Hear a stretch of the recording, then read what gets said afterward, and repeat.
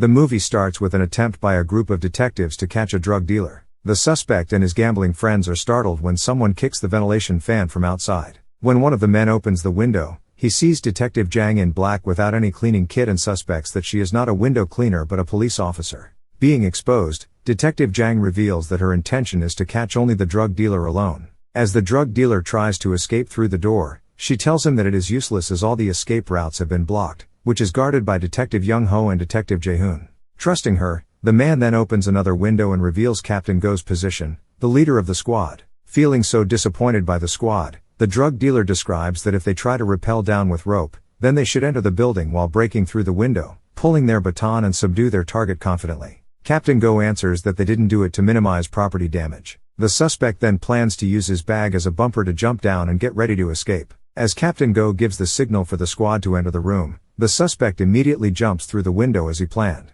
The squad continues to pursue him. Captain Go tries to rappel down to chase him but is then injured as he falls down. As the rest of the squad chases him, the suspect tries to steal a car from a woman, but then he is dragged out back from the car. After a few seconds of awkward pauses, they continue to chase him. Then they see another one of their teammates, Detective Ma, riding a motorcycle from the side and hit the suspect with the bike. As Detective Ma searches for a handcuff, he is tasered by the suspect. The suspect continues to run and get hit by a bus, which continues to become a chaotic chain of car accidents. Back at the office, their superior reads the report aloud, dumbfounded how the whole squad tries to catch just one person, but ends up almost killing him, and while trying to minimize property damage, causing 16 car accidents. He also mentions that Captain Choi, who is Captain Go's junior, has been promoted for his huge achievements within the last 2 months while Captain Go still stays a captain for many years. He then casts them out of the room in anger. While squabbling among themselves, the squad meets with Captain Choi and his team. Captain Go calls out to him and asks if he has any lead information 2 months ago, why he didn't mention anything and asks for a collaboration.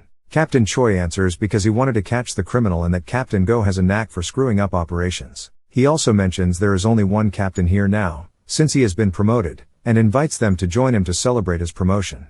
Being reluctant for a while, the squad ends up joining them. In the restaurant, Captain Choi gives Captain Go an information piece, saying that a drug lord named Mu Bae has a right-hand man called Hong who has just been released from prison 6 months ago. He says Hong has been lying low while recruiting thugs, and he has a premonition that Hong is waiting for Mu Bae to return to Korea before doing drug crimes, suggesting maybe Captain Go can capture Mu Bae and he will capture Hong. The squad then does surveillance around the area. While Detective Ma is using binoculars to check the area, he is suspected as a pervert by the neighboring lady and reported to the police. But, thankfully the issue is resolved quickly as the squad shows their IDs. They continue their surveillance the next day until night, and just as they discuss how this might be a useless case to pursue, Mu Bae appears in the area. Being more motivated by the appearance of their target, they discuss how they could enter the building and coincidentally sees a food delivery courier enter the building. They ask the chicken restaurant owner whether he does delivery especially to the building across. The owner replies that the building across is the only place which orders deliveries from his restaurant.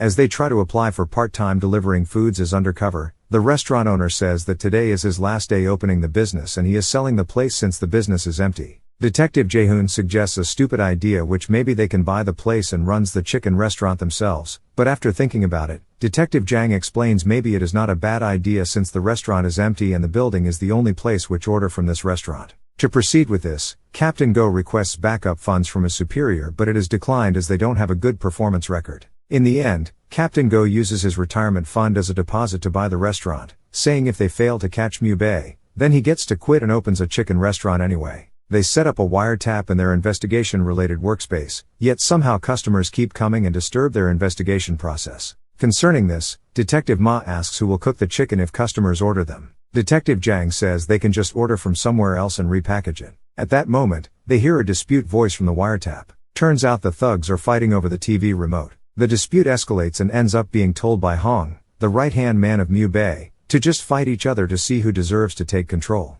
Through the wiretap, they hear Hong orders the losers to buy some chickens for takeout. They hurried to hide the investigation documents and lock the door, but before the door is locked, the neighboring lady from before comes in and complains about their trash being left out on the front. Surprised to see Detective Ma again, she tries to call the police again, but Captain Go explains that they actually wanted to purchase this restaurant. That's why they previously surveyed the surrounding area. Realizing she misunderstood Detective Ma, she orders some chicken from them but being told they currently don't have any chicken ready yet as they just opened. At that moment, the thugs from across arrive and the lady tells them that they don't have chicken right now. Frustrated, Captain Go shops for cooking ingredients and tells everyone in the squad to try frying some chicken to pick the one that tastes the best. As the results are presented, one of them doesn't even cook properly, one of them tastes terrible and another one is burnt. But somehow the last one they tried tastes so good and turns out it is the one Detective Ma fried, therefore he is chosen as the cook. When a set of customers comes in, they order for sauce-glazed fried chicken. Realizing they haven't thought about making any sauce, they decide to use sauce meant for marinating ribs, which is from Detective Ma's family recipe.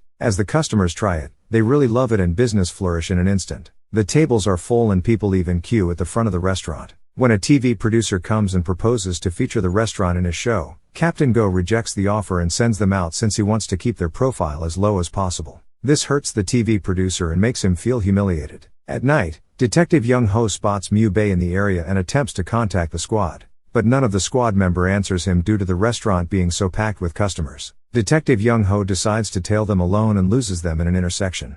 Coming back to the restaurant frustrated, he complains why no one is answering his calls when he saw Mu Bei. In response, each member also confides about how hectic it is to run the restaurant. Inside a penthouse, Hong is annoyed by the financial report of his subordinate, telling him to hire a middleman to help him. The man replies that it is hard to find a middleman as Ted Chang, Mu Bei's rival, has been going around threatening everyone. The last person he could hire got hit by a bus, referring to the drug dealer caught by the squad early in the movie. To show his violence, Mu Bei asks for a knife and cuts Hong's leg. He then asks his guard to cut Hong's leg even further. Surprised by the situation, the man asks for forgiveness and suggests to forget about finding a middleman and just sell directly. Back at the restaurant, to prevent customers from coming, they increase the menu's price to be so high. But to their surprise, this strategy put the restaurant into an even bigger spotlight. People dub the place as Emperor's Chicken and keep posting on their social media, causing more people to come to the restaurant. Despite that, they have never received an order from the thugs across the road. Being called to the office, their superior reveals that he wanted to disband the squad as what they do so far is fruitless.